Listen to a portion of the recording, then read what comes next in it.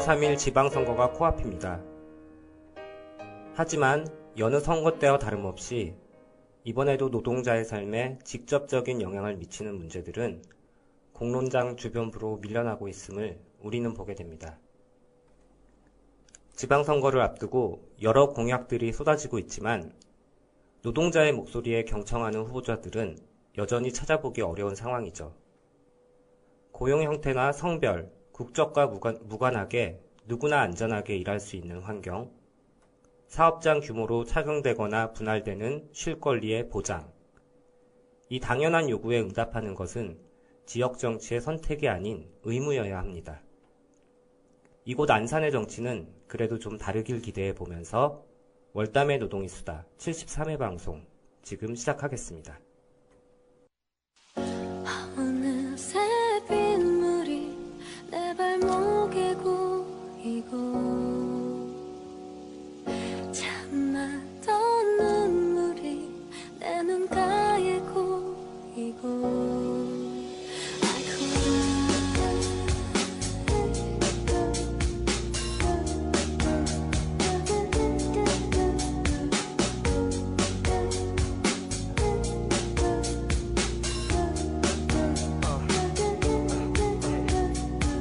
텅빈방의 시계 소리 지금과 입 맞추는 비의 소리 오랜만에 입은 콧주머니 속에 반지 손틈새 스며드는 메모리 며칠 만에 나서 보는 밤의 솔 고인 빗물은 작은 거울 그 속에 난 비틀거리며 아프리카 그대 없이 난 한쪽 다리가 짧은 의자 둘이서 쓰린 차갑던 우산 차가운 세상에 손 같았던 우산 이제 너무 크고 어색해 그대 곁에 늘 젖어있던 왼쪽 어깨 기억의 무게에 고개 숙여보니 벌어진 듯 부러진 내 신발끈 허나 곁엔 오직 비와 바람 잠시라도 우산을 들어줄 사람 And I cry 어느새 빗물이 내 발목에 고이고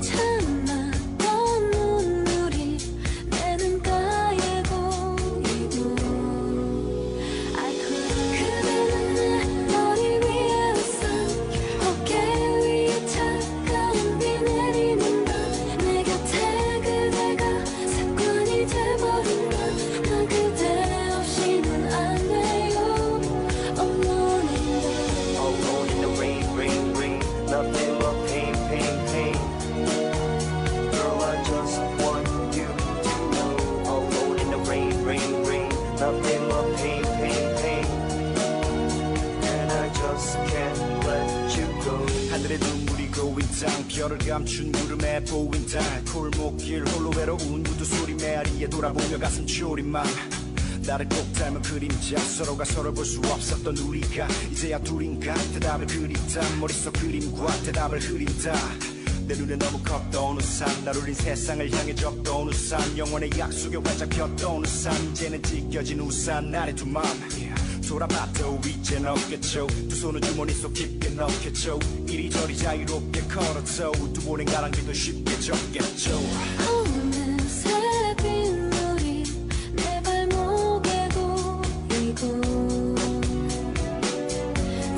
참았던 눈물이 내 눈가에 고이고 I cry 그대는 내 머리 위에 웃어 어깨 위에 차가운 비 내리는 밤 내 곁에 그대가 습관이 돼버린 난 그대 없이는 안 돼요 Alone in 난 열어놨어 내 맘의 문을 그댄 내 머리 위에 우산 그대의 그림자는 나의 그늘 그댄 내 머리 위에 우산 난 열어놨어 내 맘의 문을 그댄 내 머리 위에 우산 그대의 그림자는 나의 그늘 그댄 내 머리 위에 우산 나의 곁에 그대가 없기엔 내 창밖에 우산을 들고 기다리던 그대 I cry 그대는 내 머리 위에 우산 어깨 위에 차가운 비 내리는 밤 내 곁에 그대가 습관이 돼버린 나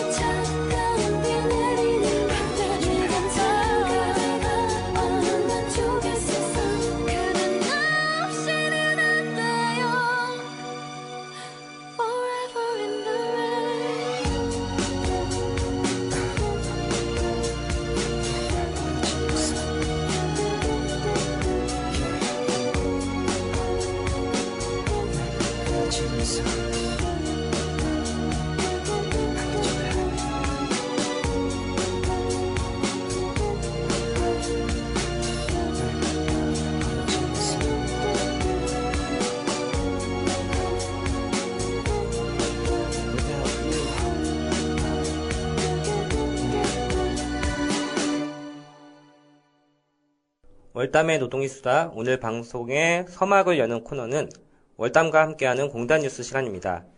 오늘도 반월시아공단에서 일하는 작은 사업장 노동자분들에게 알찬 소식을 전해주러 이분이 오셨습니다.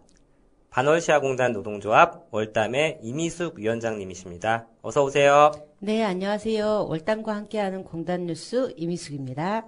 네, 미숙님 반갑습니다.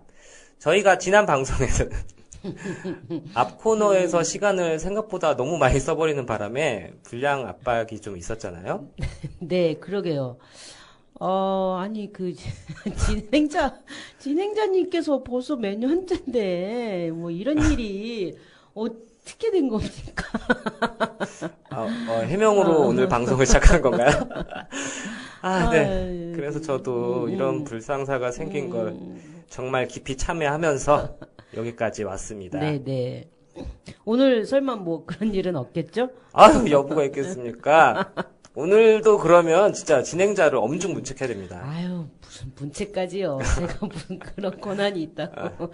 아무튼, 네. 오늘은 그래도 제가 앞순서니까 일단 제가 피해볼 일은 없을 거라고. 그렇죠, 그렇죠. 굳게 믿겠습니다. 미숙님에게 당장 피해갈 일은 없을 것이고, 첫 순서라서. 네. 근데 이제 두 번째 코너가 월담의 노동상담소인데, 네. 그러면 조용신 변호사님이 지난번처럼 그 방송을 금 마무리하는 사태가 또 일어나면 안 되죠. 그럼요. 일단 이번 방송은 시간 잘 지켜봅시다. 네. 알겠습니다. 네. 그러면 오늘 공단 뉴스 바로 시작해 볼까요? 네, 좋습니다. 네. 먼저 첫 번째 소식입니다. 이번 제9회 지방선거 6월 3일이죠. 지방선거를 앞두고 민주노총이 요구안을 발표했다고 합니다. 그 내용을 보면 그동안 중앙정부의 역할이라고만 여겨졌던 노동권 문제를 지방정부의 핵심 과제로 강하게 끌어왔다는 점이 눈에 띄더라고요. 단순히 일자리 창출을 넘어서 노동권과 공공성을 강화하라는 것인데 구체적으로 어떤 요구인가요? 네, 보통 지자체의 그 노동 정책이라고 하면 네. 경제나 기업 지원 부서 산하에 뭐 이런 일들을 두고 부수적으로 노동 정책을 다루는 경우가 참 많았어요. 그렇죠. 그래서 민주노총은 이 구조 자체를 비판하고 있는 겁니다. 특히 최근 정부 차원에서 노동 행정 권한을 지자체로 이양하려는 움직임이 있는데 정작 지자체들은 노동 기본권에 대한 기초 체력이 너무 허약하다는 거죠. 그래서 아예 노동 정책을 총괄하는 독립적인 국이나 단위의 이런 행정 체계를 구축하고 정책 수립 과정에 노동조합의 참여를 구조화하라고 요구하고 나섰습니다. 네. 그러니까 권한만 넘겨받고 제대로 된 관리나 보호 장치가 없으면 오히려 노동 환경이 후퇴할 수 있다는 그런 우려군요. 네. 특히 이번 요구안에서 굉장히 비중 있게 다뤄진 공간이 바로 산업단지거든요. 마침 지금 우리가 방송을 진행하고 있는 이곳 안산만 해도 반월시아 국가산업단지라는 아주 거대한 노동 현장이 밀집해 있잖아요. 맞습니다. 전국적으로 산업단지에서 일하는 노동자가 276만 명이 넘는다고 하죠. 네. 지자체가 산단을 조성하고 관리할 책임이 있는데도 정작 인프라나 환경 개선 계획을 세울 때 그곳에서 하루 종일 일하는 노동자의 목소리는 철저히 배제되어 왔다는 게 민주노총의 지적입니다. 네. 생각해보면 그 산업단지 관련 정책은 늘 뭐 기업 유치라든지 첨단화 뭐 이런 것에만 초점이 맞춰져 있었던 것 같거든요. 그렇죠. 게다가 산단 입주 기업들의 평균 고용 인원이 20인 미만 사업장들이 대부분이잖아요. 그렇죠. 중소 영세 사업장이 대다수이다 보니까 개별 기업 차원에서 노동 조건이나 복지를 개선하기가 현실적으로 참 많이 어렵습니다. 임금 체불이나 장시간 노동 같은 노동법 위반에도 훨씬 쉽게 노출되고요. 그래서 민주노총은 지자체가 나서서 산단 내 뭐 공동휴게실이라든지 작업복 공동 세탁소 뭐 이런 것들을 좀 만들고 산업단지 정책 심의 과정에 노동자의 참여를 보장하는 방향으로 산업단지 관리에 관한 법들을 개정해야 된다고 주장하고 있습니다. 예. 산업단지가 낡아지면서 그 불거지는 안전 문제 역시 심각하잖아요. 그 유해 화학 물질 문제도 끊이지 않고 있죠. 네, 그 부분도 핵심 요구사항 중에 하나입니다. 노후 산단의 안전 대책, 특히 30인 미만 작은 사업장의 안전보건 관리 체계를 지자체가 책임지고 구축하라는 겁니다. 노동부가 지원하는 공동 안전보건 관리자 제도가 있기는 하지만은 전국 6개 산당 고작 11명에 불과하거든요. 지자체가 주도해서 공동산업안전보건위원회를 운영을 하고 노후 설비에 대한 실태조사와 안전대책을 수립하라고 이런 문제들을 강조하고 있습니다. 네. 결국 산업단지에서 일하는 노동자들의 그 삶의 질과 직결된 문제인데, 지자체가 더 적극적으로 개입하지 않으면 안 되겠네요. 요구안을 더 들여다보면 그 노동시장의 사각지대의 노인분들에 대한 대책 역시 많더라고요. 네, 뭐 이동 노동자라든지 비정규직, 이주 노동자, 그리고 여성 노동자에 대한 요구도 많이 담겨져 있습니다. 먼저 배달이나 뭐 대리운전 같은 특수고용 플랫폼 노동자들을 위해서 길거리나 편의점을 전전하지 않도록 쉼터와 개방 화장실 등 편의 시설을 확충하라는 내용이 담겨져 있고요.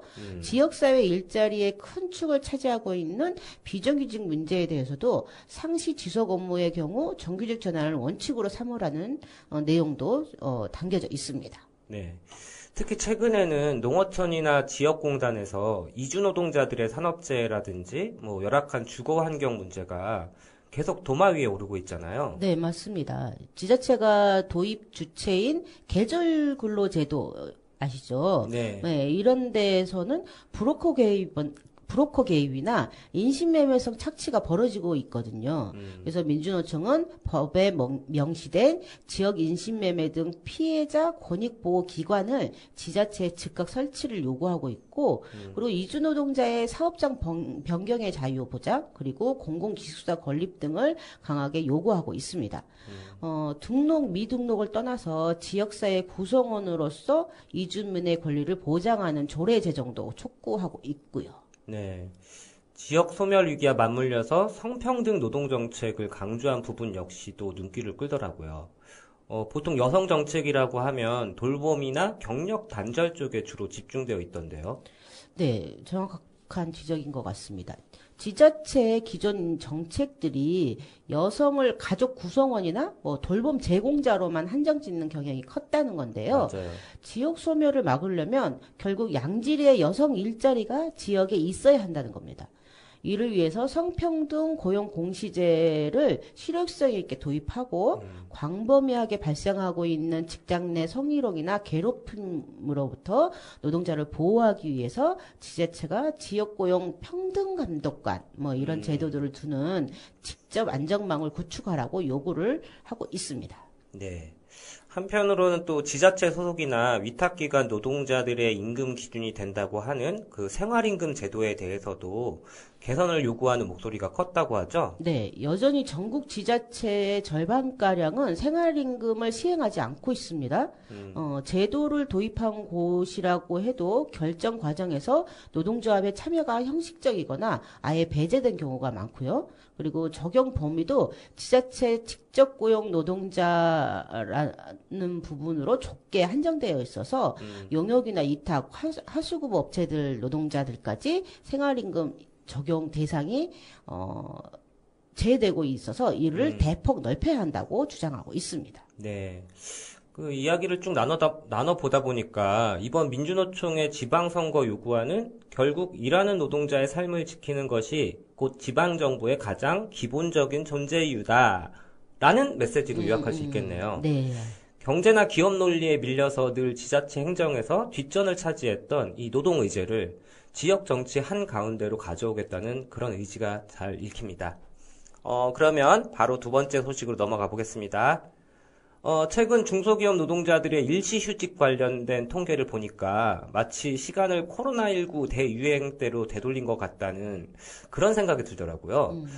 휴가나 연차 같은 자발적인 이유도 있겠지만 그 속내를 들여다보면 회사의 사정으로 어쩔 수 없이 쉬어야 하는 비중이 계속 커지고 있다고 하죠. 네, 맞습니다. 기업 규모가 작은 사업장에서 일하는 노동자의 상황이 더 심각한데요. 통계를 보니까 계약 기간 1년 미만의 노동자 가운데 30인 이상 300인 미만 사업장의 일시 휴직 비율이 21.2%에 반해서 5인 미만 사업장은 무려 30.3%에 달한다고 합니다. 영세 사업장일수록 외부 충격에 고용 불안과 생계 위협으로 곧장 이게 이어지는 이런 상황이 있는 것 같습니다. 예, 결국 가장 취약한 것부터 얼어붙고 있다는 거잖아요. 게다가 이런 충격이 특정 계층에 더 뼈아프게 집중되고 있다고 하죠. 네, 그렇습니다. 5인 미만 사업장 일시휴직자의 절반 이상이 그러니까 한 55.3%죠. 50세 이상 장년층이었습니다. 네. 이게 당장 매달 들어가는 고정 지출이 적지 않은 연령대잖아요. 50대면. 그래서 이 본업이 흔들리니까 가장 큰 타격을 받을 수밖에 없는 상황입니다. 그래서일까요? 퇴근하고 배달앱을 켜거나 식당 아르바이트를 가는 이른바 투잡 노동자들이 네. 부쩍 늘었다는 소식이 그냥 나온 게 아니었군요. 네, 맞습니다. 중소벤처기업연구원 보고서를 보니까요. 지난해 중소기업에 다니면서 부업을 하는 노동자가 무려 38만 명에 육박했다고 합니다. 그리고 부업을 하는 전체 노동자의 94%가 중소기업 소속이었다고 해요. 게다가 코로나19가 한창이던 2020년보다 오히려 37%나 훌쩍 뛰어넘었다고 합니다. 더 씁쓸한 건 이 부업을 하는 사람들의 53.7%가 50세 이상 장년층이라는 점이고요. 그러니까 회사 월급만으로는 도저히 생활비를 감당할 수 없다라는 현장의 한숨이 데이터로 입증된 셈입니다. 그렇군요. 예전에는 이제 부업이라고 하면 대개는 이제 고용이 불안정한 분들이나 파트타임 노동자들의 이야기라고만 생각했거든요. 그런데 요즘은 꼬박꼬박 월급 받는 정규직 역시도 투잡을 뛴다고 하죠? 그 부분이 이번 현상에서 가장 눈여겨봐야 할 지점입니다. 기한이 없거나 1년 이상 계약한 이른바 상용 노동자 중 부업을 하는 사람이 약 20만 명으로 역대 최대치를 기록했다고 합니다. 네. 고학력자도 예외가 아니라서 중소기업에 다니는 부업자 중 대졸 이상 비율이 38.2%로 가장 높았다고 하고요. 이건 최근에 투잡 열풍이 개인의 자아 실현이나 트렌드가 아니라 구조적인 생존 본능이란 걸 의미합니다. 네. 대기업 대비 중소기업 평균 임금 비율이 57%대까지 떨어진 상황에서 남는 시간을 팔아 부족한 소득을 메우고 있는 것이죠. 그런데 이렇게 본업에다 부업까지 뛰면 몸도 축날 게 뻔하잖아요. 그렇죠. 투잡을 뛰는 분들의 노동 강도는 지금 어느 정도일까요? 부업을 하는 중소기업 노동자들의 주 평균 부업 시간이 10.9시간? 네. 네, 이렇게 된다고 합니다. 거의 11시간 가까이. 네. 하루 8시간 꽉 채워 본업을 하고도 일주일에 하루 이상을 꼬박 추가 노동에 쏟아붓고 있다는 계산이 나옵니다. 장시간 노동 구조가 형태만 바뀐 채 굳어지고 있는 것이죠. 그래서 일부 연구기관이나 경영계 쪽에서는 이런 대안을 내놓기도 하더라고요. 어차피 돈이 더 필요해서 밖으로 투잡을 뛰러 갈 바에야 노사 합의를 통해서 연장근로 한도를 현재의 주 단위에서 월이나 분기 단위로 넓혀주자, 뭐 이런 거예요. 그렇게 하면 본업에서 합법적으로 초과 수당을 더 받을 수 있지 않겠냐라는 건데, 이 논리 어떻게 보시나요?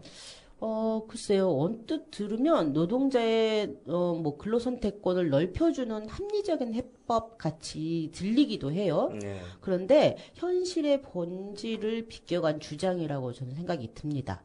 연장근로 단위 시간을 늘린다는 건 결국 특정 시기에 무제한에 가까운 장시간 노동을 합법적으로 허용하겠다는 뜻이거든요. 그러니까 뭐 바쁠 때 몰아서 일하게 되니까 결국에는 과로사회로 회귀할 수밖에 없지 않겠냐, 뭐 이런 말씀이시군요. 네, 정확합니다. 네. 노동자들이 밖으로 투잡을 뛰러 나가는 근본적 이유는 기본급 자체가 너무 낮기 때문입니다. 네. 이 구조적인 임금 격차나 저임금 문제를 해결하지 않고 단순히 일할 시간을 더 늘려줄 테니까 몸을 갈아서 더 돈을 벌라. 이런 거는 전형적인 조삼모사식 접근입니다. 네. 과로를 조장하는 땜질식 처방이 아니라 중소기업 노동자들이 정규 노동시간만 일을 해도 기본적인 생계를 유지할 수 있도록 원하청 간의 공정한 이익 분배나 적정 임금을 보장하는 구조적 논의가 반드시 선행돼야 될 것 같습니다. 네, 두 번째 소식 여기까지 듣고요. 예, 오늘따라 미숙님이 네. 말씀이 되게 빠르시네요. 아, 그렇습니까? 어디 갔을 때 있으실까요? 네네. 그러면 사실, 예, 중간에 한번 노래 한 곡 듣겠습니다.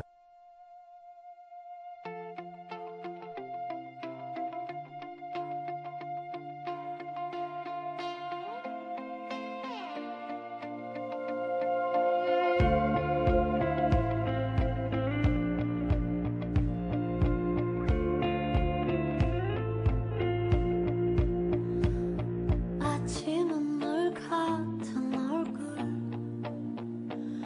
창문 너머 회색 하루 말을 삼킨 시간들이 나를 지나가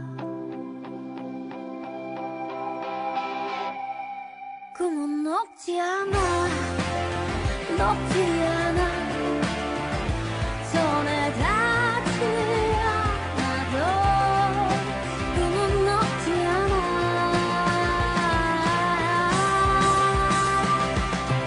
하루가 또 잡혀도 이름 없이 남아도 시간이 날 밀어내도 꿈은 높지 않아 사람들 속에 있어도 나는 조금 투명해 작아진 내 파란 날 안에서 울려 사라질까 겁이 나도 아무도 몰라도 그래도 난 아직도 녹지 않아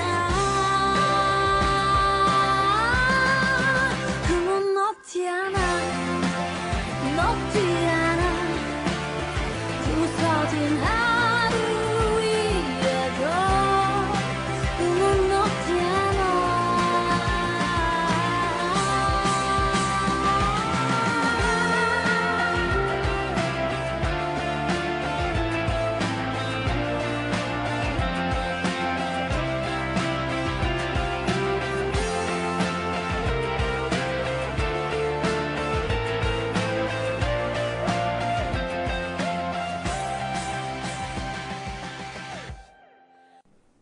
예, 노래를 중간에 끊었습니다. 왜냐하면 오늘 다룰 소식들이 너무 많기 때문에 예, 바로 세 번째 소식 넘어갈게요. 매년 이맘때쯤이면 들려오는 소식이지만 들을 때마다 마음이 무거워집니다. 얼마 전에 2026 최악의 살인기업 선정식 결과가 발표됐다고 하죠. 올해는 어떤 기업들이 이름을 올렸나요?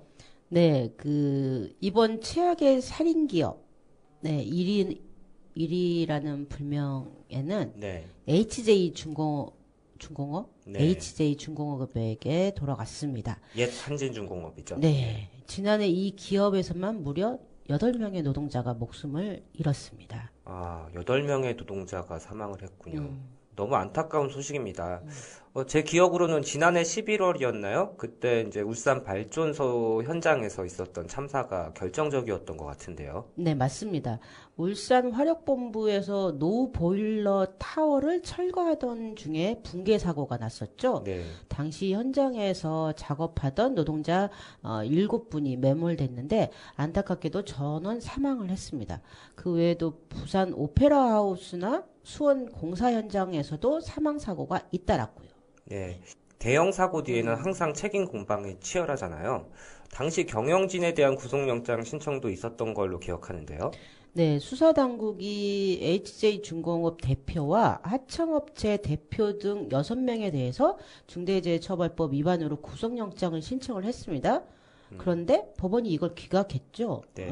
민주노총이 이번에 최악의 판결상에 따로 뭐 이렇게 선정한 것도 이런 사법부의 태도와 맥을 같이 한다고 볼 수 있습니다. 네, 판결 이야기가 나와서 말인데 이번에 최악의 판결상을 받은 곳은 어디인가요? 네, 그 의정부 지방법원입니다. 중대재해처벌법 1호 사건으로 불렸던 3표 아시죠? 네네. 3표 채석장 붕괴 사고 기억하실 겁니다. 당시 정도원 3표 그룹 회장에게 무죄를 선고를 했었는데요. 노동계는 경영 책임자가 뒤로 숨을 수 있게 길을 열어줬다면서 강하게 비판하고 있습니다. 네, 법의 잣대가 노동자의 생명 앞에서는 유독 무뎌지는 게 아닌가 싶어서 좀 씁쓸하네요. 그런데 2위에 오른 기업도 건설 쪽이죠? 네, 현대 엔지니어링입니다. 지난해 6명이 사망을 했고 최근 4년 동안으로 뭐 이렇게 범주를 넓혀보면 총 11분이 목숨을 잃었습니다. 주목할 만한 점은 1위인 HJ 중공업이나 2위 현대 엔지니어링 모두 사고를 당한 분들이 전부 하청 노동자라는 겁니다. 그 위험의 외주화라는 말이 올해도 어김없이 증명된 셈이군요. 대기업은 이윤을 챙기고 위험은 가장 낮은 곳으로 떠넘기는 구조가 전혀 변하지 않았다는 게 참 답답합니다. 이번 살인기업 선정식에서 시민들이 직접 뽑은 기업들도 있었죠? 네, 약 9천여 명의 시민들이 참여를 했는데요. SPC와 쿠팡이 공동 선정됐습니다. 쿠팡은 고 장덕준 씨 산재 사건과 그리고 가로사 이슈로 초반에 표가 몰렸는데요. 투표 막바지에 SPC 상립 치운 공장에서 손가락 절단 사고가 또 발생을 하면서 두 기업이 나란히 1위를 차지했습니다. 네. 쿠팡과 SPC는 우리 일상에서 아주 흔히 만나는 기업들이잖아요. 그래서 시민들이 느끼는 분노와 공포가 더 컸던 게 아닐까 싶습니다. 그렇죠. 빵을 만들고 택배를 배송하는 우리 눈에 익숙한 현장에서 피 흘리는 사고가 반복되고 있으니까요. 네. 시민들은 내가 먹는 빵, 내가 받는 택배에 노동자들의 눈물이 섞여서는 안 된다라는 메시지를 분명히 던진 것 같습니다. 네, 결국 기업이 안전을 비용이 아니라 의무로 여겨야 할 텐데 말이죠. HJ 중공업부터 쿠팡까지 이름이 거론된 기업들이 이번 선정을 단순한 망신 주기로 보지 말고 뼈아픈 경고로 받아들였으면 합니다. 네, 맞습니다. 살인기업이라는 단어가 사라지는 그날까지 법과 제도가 현장의 노동자들을 실질적으로 보호할 수 있어야겠습니다. 네, 마지막 소식입니다. 드디어 5월 1일 노동절이 법정 공휴일로 지정된 첫 해를 맞았습니다. 이제 달력에도 당당하게 빨간색으로 표시되어 있는데 모두가 평등하게 쉬는 건 아닌가 봅니다. 오늘 마지막 소식은 이 이야기를 좀 나눠보려고 하는데요. 네, 맞아요. 법정 명칭도 되찾고 빨간 날이 됐다고 하지만 여전히 그 빨간색에 닿지 않는 그림자들이 너무 많습니다. 조사 결과를 보니까요. 프리랜서나 플랫폼 노동자, 시간제 아르바이트 등 10명 중 6명은 이번 노동절에도 유급 휴무를 보장받지 못했다고 합니다. 유급 휴무라는 게 일을 안 해도 임금이 나오는 건데 누군가는 쉬면서 돈을 받고 또 누군가는 무급으로 쉬거나 아예 쉬지도 못한다는 거잖아요. 특히 사업장 규모에 따른 격차가 정말 심각한 상황이죠. 그렇습니다. 300인 이상 대기업은 80% 넘게 유급으로 쉬지만 5인 미만 작은 사업장으로 가면 그 비율이 41.7%로 뚝 떨어집니다. 소득이 낮을수록 고용 형태가 불안정할수록 노동자의 날에 정작 노동자의 권리를 누리지 못하는 역설적인 상황인 거죠. 네, 그래서 최근 광화문 광장에서 변두리 노동자들의 증언대회가 열렸나 봅니다. 대한민국 경제활동 인구 3천만 명 중 1천만 명이 노동법 밖의 노동자다라는 대목이 개인적으로는 좀 충격이었어요. 네, 정말 큰 숫자죠. 우리 주변에 뭐 식당, 흔히 이모님이라고 부르시는 분들, 그리고 편의점, 아르바이트 하시는 분들, 그리고 웹툰 작가, 대리 기사님들, 이분들이 하는 일은 분명히 노동자인데 법적으로는 노동자로 인정받지 못하는 경우가 허다합니다. 이날 증언대에서는 시민단체 직장갑질 119가 가짜 5인 미만 사업장 문제를 지적을 했는데요. 이게 정말 심각하더라고요. 법 적용을 피하려고 서류상으로만 사업장을 쪼개는 꼼수들이 판을 치고 있었습니다. 네, 현장의 목소리는 더 처절했을 것 같습니다. 대리운전 기사님들의 이야기도 있었죠? 네, 이창배 대리운전 노조 위원장의 증언이 기억에 좀 남는데요. 최저임금도 안 되는 낮은 운임에 항의했다는 이유로 그 앱에서 영구 배차 제한을 당했다고 하더라고요. 소위 말하는 블랙리스트라는 거죠. 네. 근로기준법 보호를 받았다면 부당해고나 뭐 부당 징계 뭐 이런 걸로 좀 다퉈볼 수도 있을 텐데 플랫폼 노동자라는 이유로 호소할 곳조차 없었다고 합니다. 네. 웹툰 작가나 프리랜서 분들도 마찬가지라고 하더라고요. 뭐 마감 압박이라든지 뭐 정신적 고통에 시달려도 내 일이니까 내가 알아서 해야지 하고 혼자 감내해야 하는 그런 구조잖아요. 그런데 정부가 드디어 5인 미만 사업장에 근로기준법을 전면 적용하는 논의를 시작하겠다고 발표를 했습니다. 늦었지만 좀 다행인 걸까요? 방향은 맞습니다. 고용노동부가 산업안전보건법상 안전관리 의무도 단계적으로 확대하겠다고 했잖아요. 네. 하지만 늘 그렇듯 산 넘어 산입니다. 사업주들의 저항이 만만치 않을 거거든요. 네. 네. 사실 우리 회사는 작아서 법을 못 지킨다 이런 말이 뒤집어서 얘기하면 작은 곳에서 일하니까 더 열악해도 참아라 이런 의미나 다름없잖아요. 뭐 n분의 1로라도 연차나 퇴직금, 유급 공휴일을 줘야 한다는 이 노동자들의 요구가 결코 과해 보이지는 않습니다. 맞습니다. 월담노조가 수없이 되풀이하는 이야기인데 기업 규모가 노동권의 등급을 나누는 기준이 되어서는 안 됩니다. 맞습니다. 정부가 얼마나 적극적으로 의지를 보이느냐가 관건이겠죠. 단순히 논의를 시작하는데 그치지 말고 가짜 5인 미만 사업장을 잡아놨는데 감독부터 당장 할 수 있는 뭐 고용 산재보험 적용 확대까지 속도감 있게 밀어붙여야 될 것 같습니다. 네. 노동절이 모든 노동자에게 진정한 빨간 날이 되려면 아직은 좀 갈 길이 멀어 보입니다. 법 바깥으로 밀려난 1,000만 명의 목소리가 정책에 제대로 담길 때까지 우리 사회가 계속 관심을 가져야겠습니다. 오늘 공단 뉴스는 여기까지죠? 네, 오늘 소식은 여기까지입니다. 네, 저는 다음 시간에 더 많은 소식으로 찾아뵙겠습니다. 더 많으면 안 될 것 같은데. 아, 그런가요? 네, 적당한 네, 소식으로. 적당한 소식으로 찾아와 주시기 바랍니다. 네, 네. 미숙님 오늘도 수고 많으셨습니다. 네, 감사합니다.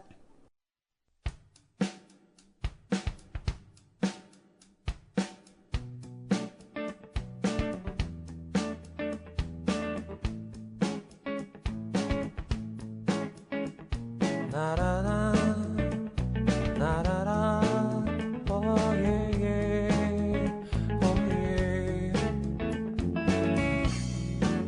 나라다 오예 오예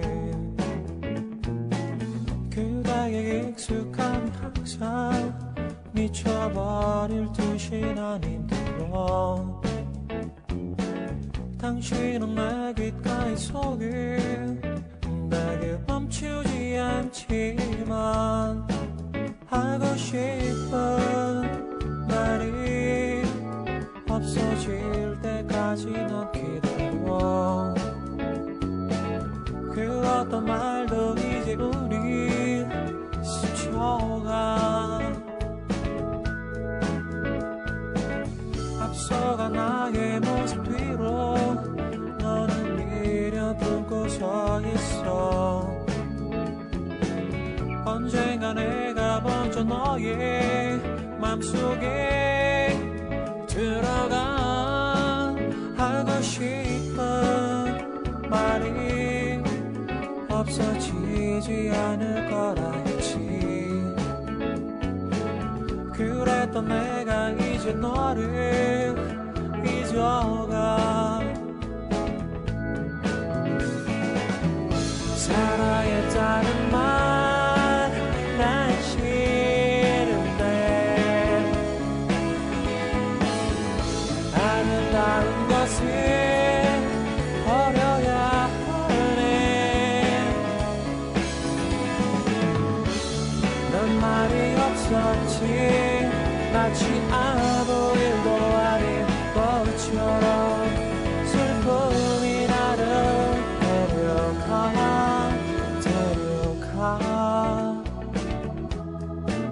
나는 너를 보고 서 있어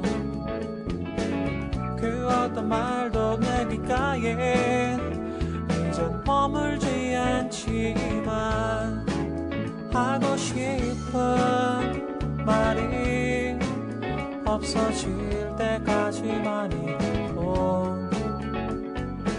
서로가 전부였던 그때로 돌아가 넌 믿지 않겠지만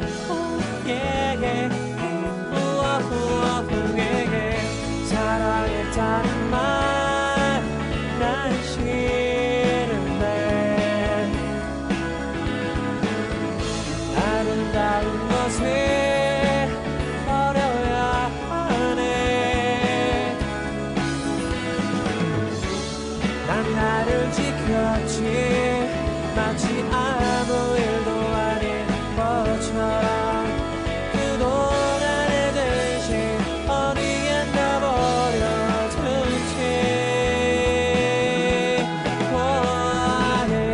사랑했었나요 사랑했나요 잊어버릴까 얼마 만에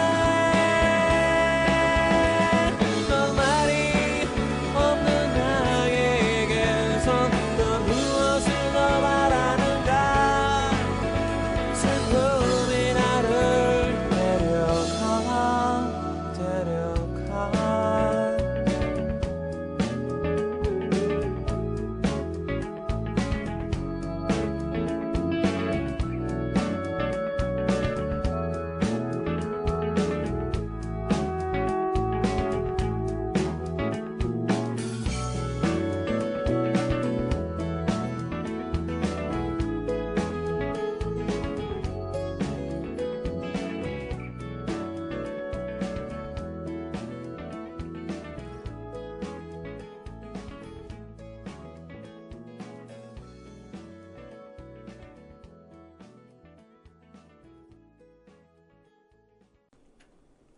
예, 월담의 노동상담소 코너에 앞서 함께 들으시는 곡은 언니네 이발관의 아름다운 것들이었습니다. 노래가 흐르는 동안 스튜디오에는 오늘 라디오 법률 상담을 저와 함께 진행해 주실 법무법인 원곡 조용신 변호사님 나와 계십니다. 어서 오세요. 네, 단원 FM 청취자 여러분들 반갑습니다. 법무법인 원곡 변호사이고 또 월담노조의 집행위원으로도 함께하고 있는 조영신입니다. 네, 영신님 오랜만이죠? 네, 그러니까요. 그러니까 저희가 3월에 인사드리고 지금 5월이니까 아이고 2달 만에 뵙는 거네요. 네. 지난 2달 동안 뭐 즐거웠던 일이라든지 아니면 뭐 청취자 여러분들과 나누고 싶은 그런 신나는 경험 이런 거 없으셨나요? 아휴, 이게 참 신나는 경험은 없었고요. 아, 즐거웠던 일까지는 아니고 그냥 요즘에 되게 네. 일에 치여서 살고 있습니다. 거의 뭐 아, 일복이 터졌나 뭐 왜 이렇게 일이 많죠? 아, 그래도 뭐 일이 없는 것보다는 많은 게 낫다는 생각으로 뭐 긍정적인 사고를 하려고 노력 중입니다. 틈틈이 운동도 열심히 하고 있고요. 그렇군요. 네네. 용현님은 요새 어떻게 지내세요? 저도 뭐 일복이 터지긴 했는데요. 그 와중에 제가 또 이제 팔자에도 없는 책들을 많이 읽고 있는데요. 네. 요새 그 AI 관련 책들을 계속 보게 되더라고요. 그래서 뭐 피지컬 AI다, 뭐 생성형 AI다 해서 그 인공지능 기술이 정말 급속도로 발전해 왔잖아요. 네네. 그래서 실제 우리가 일하는 업무 현장에서도 이런 기술들이 부분적으로 도입되거나 또 활용되고 있기도 하고요. 아, 그쵸. 네. 저도 요즘 업무하면서 그 AI의 도움을 받기도 하거든요. 네. 이제 변호사분들이 주로 사용하는 AI 툴도 있어요. 네, 근데 생각보다 좀 부정확한 정보도 많아서 아무래도 제가 직업이 직업이다 보니까 사용을 좀 꺼리게 되는 부분도 분명히 있습니다. 아, 맞아요. 네. 저도 처음엔 좀 신기하기도 해서, 뭐 예전에는 뭔가 좀 궁금증이 생기면 포털 사이트 검색창에 입력해서 제가 원하는 정보를 찾던 거를 이제 뭐 AI에 바로 물어보기도 하고 그랬거든요? 얼마 전까지 그랬어요. 네네. 근데 좀 최근에는 생각이 바뀌더라고요. 왜요? 어떻게요? 좀 수고스럽더라도 이제는 어떤 정보가 맞는지 뭐 최종적인 판단은 AI한테 맡겨두는 게 아니라 제가 직접 하는 게 좋겠다는 그런 생각이 들더라고요. 아, 그쵸. 맞아요. 저도 실은 용현님과 비슷한 문제의식으로 그 AI 기술을 바라보게 되는 것 같아요.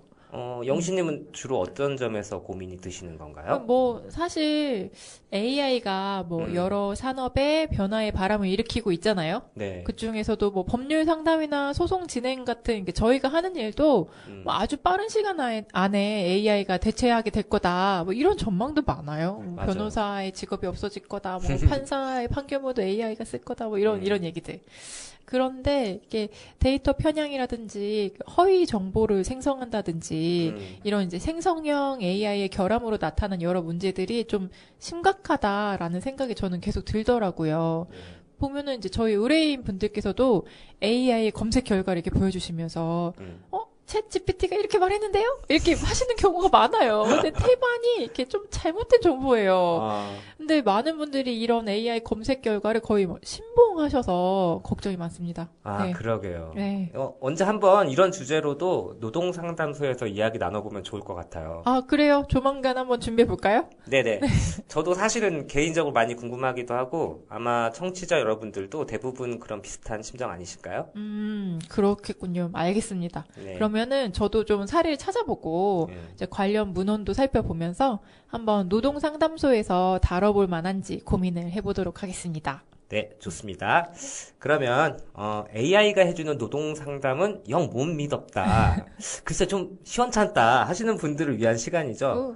영신님과 함께하는 월담의 노동 상담소 코너 바로 시작해 볼까요? 네, 좋습니다. 용현님 오늘 상담 사례부터 소개해 주세요. 네, 바로 소개해 보겠습니다. 네. 안녕하세요. 저는 반월시아공단 내 자동차 부품 사업장에서 일하는 노동자입니다. 제가 최근에 몸이 안 좋아서 진료를 받으러 자주 병원에 가야 하는 상황이 되었습니다. 생식기 쪽 질환이라 누구에게 말하기도 조금 민망한데요. 그래서 연차를 쓰고 병원을 다니다 보니 몇 개 있지도 않은 연차를 거의 다 썼습니다. 제가 앓고 있는 병이 주에 한 번씩 몇 개월간은 지속적으로 진료를 받아야 하거든요. 이러다 올해 연차를 다 쓸 것 같습니다. 고민을 하다가 회사 인사를 담당하는 직원분께 아플 때 쓸 수 있는 병가가 있는지 여쭤봤거든요. 그랬더니 쓰고 싶으면 쓰래요. 그런데 무급이래요. 아이고. 아니, 무급으로 쉬라는 게 대체 무슨 말인가요? 무급 휴가도 휴가가 맞는 건가요? 이런 경우 어떻게 해야 하나요? 네. 여기까지입니다. 아이고. 오늘은 굉장히 짧고 그리고 임팩트가 딱 있는 그런 사례였네요. 네. 이런 고민하시는 분들 많으실 것 같아요. 흔해 보여요. 네. 그러니까 병가, 아플 때 쓸 수 있는 휴가를 말하는 거잖아요. 그렇죠. 예. 우리나라는 병가가 법으로 규정된 게 아니라고 하죠. 그러니까요. 네. 네, 현재 근로기준법상 병가와 관련된 규정이 없습니다. 업무상 재해, 그러니까 산재, 산재 같은 것이 아닌 그냥 개인적인 질병이나 부상으로 쉴 경우에는 회사가 취업규칙이나 단체 협약으로 정하지 않는 한 휴가를 보장받거나 급여를 받을 권리가 지금 규정되어 있지가 않습니다. 그러니까 사연을 보내주신 노동자께서 일하는 그 사업장에는 무급 병가 제도는 있었던 모양이에요. 그런데 무급 병가조차도 없는 사업장도 있을 수 있겠네요. 그럼요. 네. 그 대기업이거나 아니면 공공기관인 경우에는 대부분 유급 병가 제도를 갖추고 있어요. 네. 단체 협약에 따라서 뭐 연간 30일 내지 많게는 60일 정도의 유급 병가를 사용할 수 있는 그런 업체들이 있습니다. 네. 네, 그런데 작은 사업장의 경우에는 유급 병가는커녕 무급 병가조차도 규정하지 않는 경우가 많아요. 최근에 그 실태조사 결과에 따르면 5인 미만 사업장의 병가 도입률은 대기업의 7분의 1 수준에 불과하다고 해요. 7분의 1. 근데 이때의 병가는 무급 병가를 포함한 거고요. 유급으로 병가를 제공하는 기업은 전체 기업의 약 7.3%.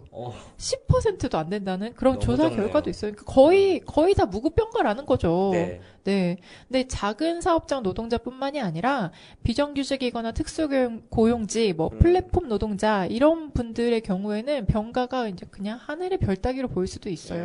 네. 더더욱 보장이 안 될 가능성이 높으니까요. 그렇죠. 네. 근데 제가 궁금한 거는 다른 나라도 혹시 그런가요? 아니면 대한민국만 유난히 이 병가 제도에 이렇게 인색한 것인지 있는지 궁금하거든요. 그러니까요. 저도 되게 궁금해 찾아봤더니 전 세계 180여 개국에서 지금 법정 유급 병가를 예, 보장하고 있다고 해요. 네. 그러니까 뭐 전 세계 180여 개국이라고 하면 이거는 그냥 국제적인 표준인 거죠. 그렇죠. 예, 대부분의 국가들이 하고 있다는 거죠.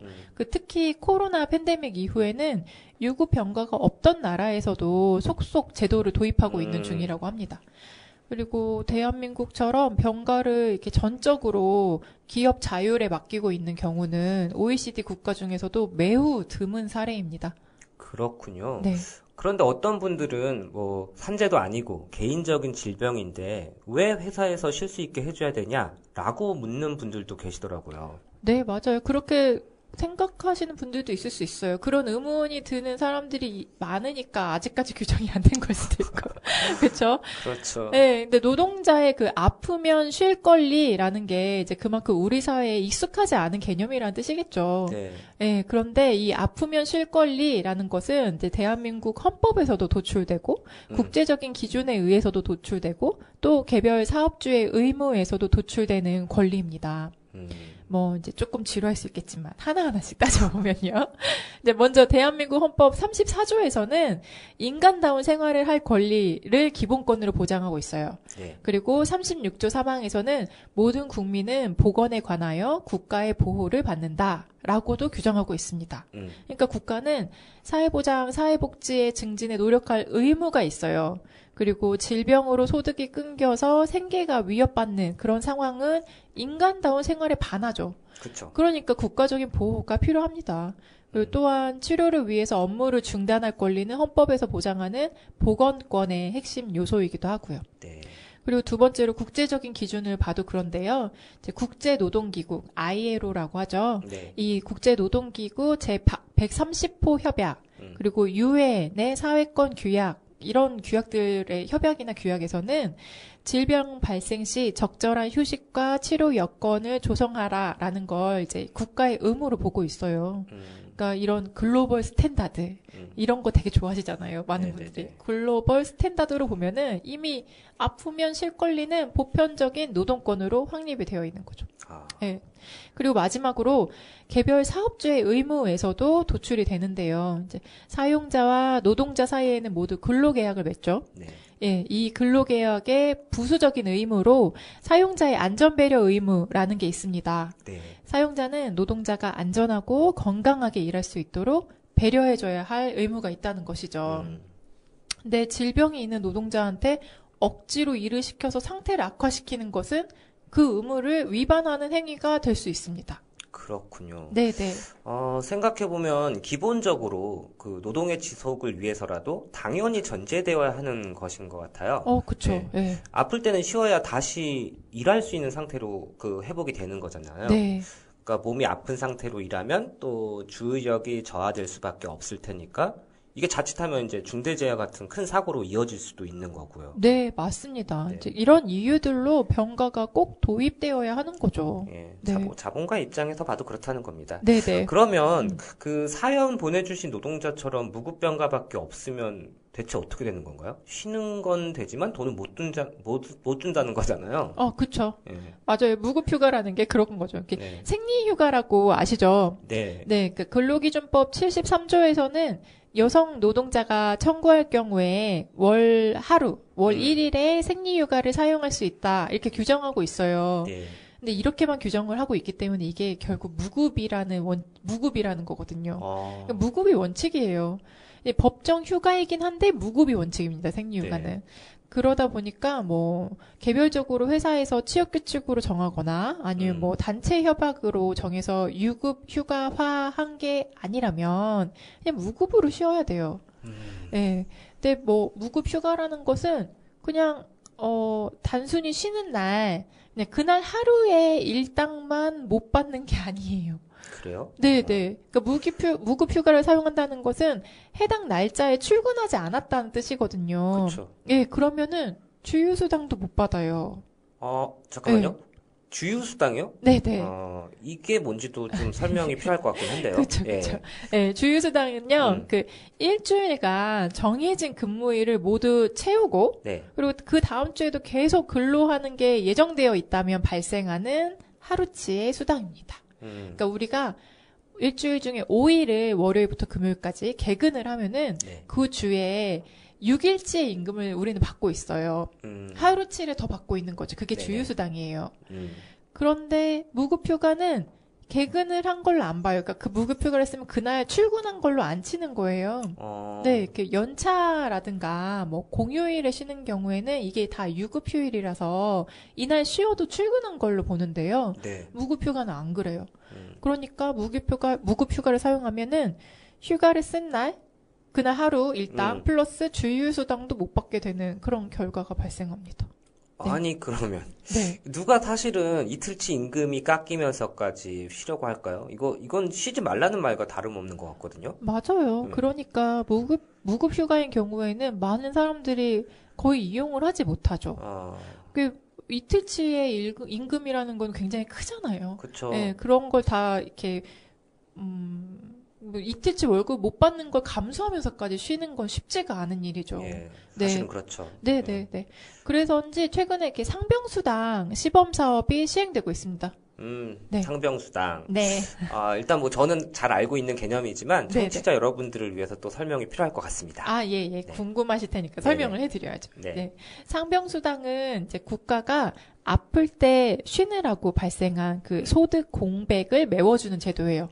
아까처럼 무급휴가하면 하루 쉬면은 뭐 이틀치 임금을 못 받게 된다고 했잖아요. 네. 이제 그런 소득 공백을 메워주는 제도인 건데요. 지금 건강보험공단에서 시범 운영을 하고 있습니다. 네. 그러니까 건강보험 가입자를 대상으로 아플 때 쉬면은 국가가 건강보험을 통해서 소득의 일부를 보전해주는 제도인데요. 2022년 7월부터 시범 사업 중이에요. 근데 2026년 기준으로는 하루 이렇게 상병수당으로 지원해주는 금액이 49,540원이라고 해요. 네. 근데 최저임금에 의하면 네. 1급이 82,560원이거든요. 그러니까 전액을 지원해주는 건 아니고요. 한 60% 정도를 지원해주는 거네요. 그렇군요. 네. 이게 뭐 최저임금조차 지원해주지 않는다는 거는 좀 실망스러운 부분이긴 한데요. 네. 그래도 그나마 좀 없는 것보단 좀 낫지 않나 뭐 이런 생각도 드네요. 그렇죠. 네. 네. 근데 이게 최저임금조차도 지원해주지 않는 거 이건 되게 좀 너무 실망스럽지만 문제죠. 네, 문제죠. 근데 그럼에도 불구하고 좀 고무적인 부분이 있다면 조금 더 이제 긍정적인 부분이 있다면 이 제도는 이제 건강보험 가입자를 대상으로 하기 때문에 정규직 노동자가 아니어도 대상이 됩니다. 네, 특수고용직도 가능하고 자영업자도 가능해요. 그렇군요. 네. 그러면 무급 병가제도가 있는 경우에는 무급으로 병가를 쓰고 그 네. 기간 동안에는 상병수당을 신청해서 임금을 보전받아도 되겠네요. 그렇게 하시면 돼요. 예. 그렇게 하시면 되는데요. 네. 또 뭐가 있나요? 네. 이게 되게 근데 아직 안산과 시흥은 상병수당 시범 사업을 하는 지역이 아닙니다. 네. 그러니까 이게 또 전 국민을 대상으로 하는 게 지금 아닌 거군요. 네, 안타깝게도 시범 사업 지역에서만 이 제도를 이용할 수가 있는데요. 네. 현재 서울 종로구, 경기 부천시, 충남 천안시, 전남 순천시, 경기도의 안양시, 대구의 달서구, 전북의 익산시, 충북의 충주시, 그다음에 경남의 창원시 등에서 지금 시범 운영을 하고 있습니다. 이게 뭐 경기 지역만 봐도 뭐 안양, 부천 정도면은 많지 않군요. 네. 근데 영신님, 저는 좀 이해가 안 되는 부분이 있는데요. 네. 그 근로기준법에서 병가를 의무사항으로 규정하면 안 되나요? 아까 영신님이 말씀해 주신 것처럼 근로계약상 사용자의 안전배려 의무가 있다고 하셨잖아요. 네. 그러면 이제 회사가 아픈 직원을 쉬게 해주는 건 당연한 조치인 것 같거든요. 네. 왜 굳이 국민 세금이나 건강보험료로 상병수당을 지급하는 건가요? 저도 그렇게 생각해요. 네. 저도 당연히 이거를 꼭 세금으로 해야 되는 건 아니지 않나 이런 네. 생각이 드는데요. 근데 이게 현실적인 장벽들이 있습니다. 또 뭐죠? 근데 가장 큰 이유는 다들 이제 쉽게 생각해 보실 수 있는 부분은 이제 작은 사업장의 지불 능력 문제예요. 네. 뭐 대기업이야 뭐 이미 유급병가를 줄 수 있는 자금이 충분합니다. 법으로 강제를 해도 타격이 거의 없어요. 네. 그런데 작은 사업장의 경우는 달라요. 뭐 예를 들어서 사장님 부부랑 이제 노동자 2명이 일을 하는 그런 아주 작은 사업장을 상상해 보세요. 네. 근데 그 중에서 누군가 아파서 쉬어야 되는데, 그러면은 그 임금을 다 줘야 되는데, 그러면은 고용을 지속할 수 있을까요? 이제 그런 문제들인 거예요. 네. 예, 이제 작은 사업장에는 이런 현실적인 문제가 있는 거죠. 그래서 예를 들어서 법으로 병가를 강제할 경우에는 노동자들에게 병가를 주기보다는 네. 비용 문제 때문에 그 아픈 직원을 해고하거나 네. 뭐 애초에 좀 몸이 약해 보이는 사람은 뭐 질병이 있거나 이런 사람은 채용하지 않으려고 하는 그런 부작용이 발생할 수도 있다는 거죠. 그럴 수도 있겠네요. 네, 네. 그래서 그런지 이렇게 많은 국가들이 이렇게 유급 병가 제도를 도입하고 있는 국가라 하더라도 네. 상병수당을 다들 병행하고 있어요. 그러니까 법으로 병가를 보장하되 그 기간에 지급되는 임금은 회사에서는 이제 사용자는 초기에만 부담하고 그리고 이제 질병이 장기화되면 국가가 사회보장제도를 통해서 부담하는 그런 방식으로요. 네네. 네네. 그렇게 해서 사업주의 부담을 덜어줘야 병가제도가 실질적으로 현장에서 작동할 수 있다. 뭐 이런 현실적인 고려가 있는 거죠. 그렇군요. 그러면 정부는 현재 그 상병수당만 확대하면 된다는 그런 아주 간편한 생각을 하고 있는 건가요? 법 개정은 안 하고, 그러니까 법에서 병가를 규정해주지 않으면 상병수당이 있다고 해도 회사 눈치 보느라 병가 사용이 쉽지 않을 것 같은데요. 그렇죠. 예. 맞아요. 근데 일단 상병수당만 놓고 보면요. 정부는 2027년에 전국 본사업 시행을 목표로 하고 있어요. 네. 네, 목표로 하고 있습니다. 이게 목표로. 실행이 될 수 있을지는 당장 내년인데. 당장 내년인데 지금 시범 사업을 하고 있는 지자체가 몇 개 안 되잖아. 아까 네네네. 말씀드렸던 것처럼 이게 그래서 본사업 시행 2027년에 할 수 있을지는 일단 두고 봐야 될 것 같은데 아무튼 그걸 목표로 하고 있어요. 네.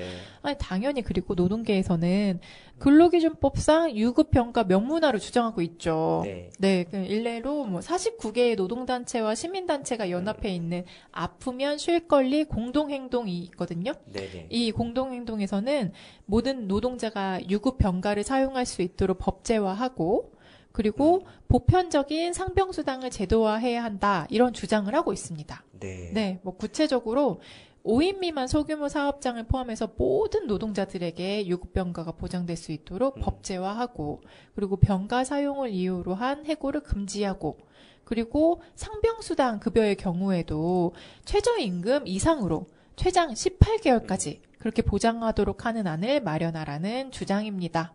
네. 아무튼 현재는 시범사업 수준에 머물고 있지만, 네. 아프면 쉴 권리라는 게, 일하는 사람 모두에게 당연한 권리로 보장되는 그날이 하루빨리 왔으면 좋겠고, 정부가 좀 제도를 어떻게 좀 잘 설계해야 될지에 대해서 신중하게 고민해서, 이런 보편적 권리들이 누군가는 소외되지 않도록 했으면 좋겠습니다. 예, 오늘 이야기는 여기서 급 마무리 하도록 하겠습니다. 앞에서 미숙님이 너무 많은 시간을 쓰셔가지고요. 예, 고자질 하자면. 예. 마지막으로, 우리, 영신님께서 갖고 오신 신청곡 하나 들으면서 오늘 인사드리도록 하겠습니다. 네. 직접 소개해 주시죠. 네. 제 신청곡은 구남과 여라이딩 스텔라의 젊은이입니다. 예, 노래 들으시면서 오늘 방송 모두 마치겠습니다. 고맙습니다. 감사합니다.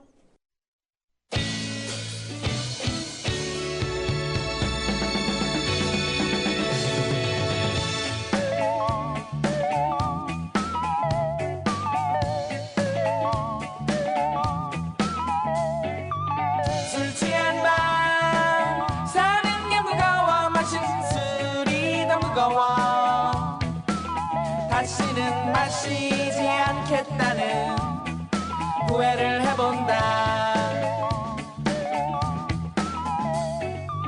술 취한 밤 사는 게 무거워 마신 술이 더 무거워 피우지 말라는 담배도 한같이 물고 하늘 보고 누웠다 내 맘은 채워도 채워지지 않는 깨져버린 창 여기에 나 있다고 해도 보이지 않는 별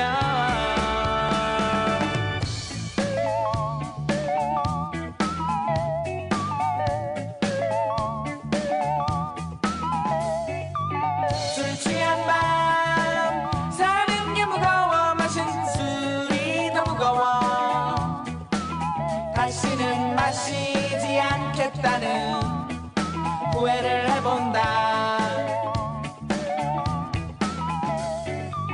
술 취한 밤 사는 게 무거워 마신 술이 더 무거워. 비우지 말라는 답변도 한같이 물고 하늘 보고 누웠다. 내 맘은 채워도 채워지지 않는 깨져버린 잠.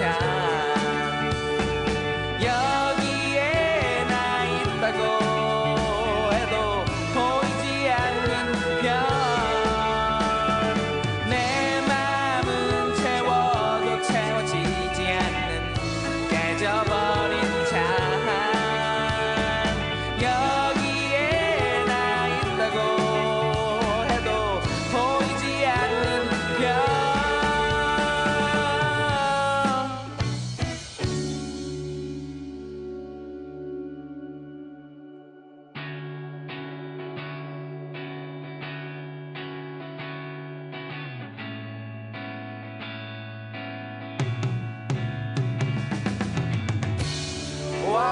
와우, 와우, 와우.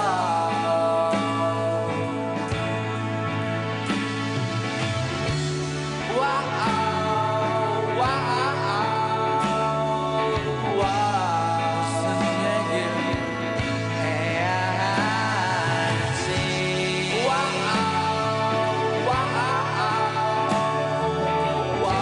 아무 말도 할 게 없는데.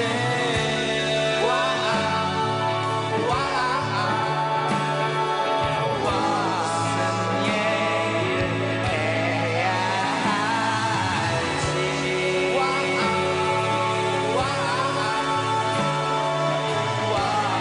아무 말도 할 게 없는데.